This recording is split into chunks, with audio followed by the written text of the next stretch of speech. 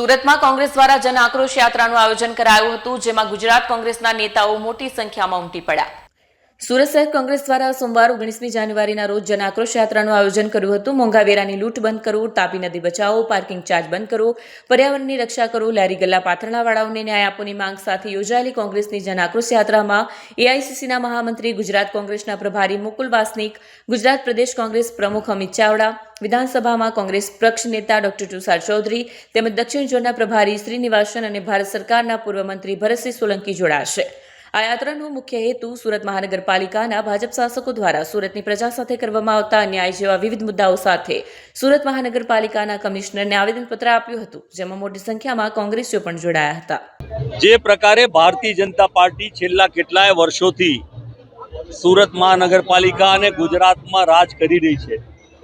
પ્રજાએ મત આપ્યા હતા વિકાસ માટે, પ્રગતિ માટે, સુખ માટે, શાંતિ માટે, મોંઘવારી નાબૂદ કરવા માટે, રોજગાર ઊભા થાય એના માટે, એટલે સમાજના સૌ વર્ગના લોકો સાથે મળી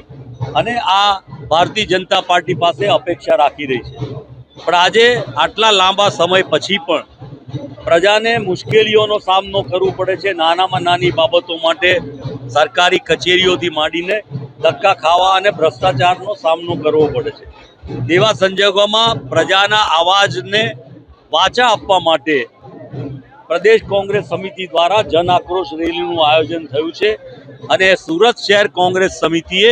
આ આયોજન કરી અને પ્રજાના અવાજને બુલંદ કરી અમે પ્રજાની પડખે ઊભા છીએ, અમે એમની સાથે ઊભા રહ્યા છીએ, એ માટે અમે કટિબદ્ધ છીએ.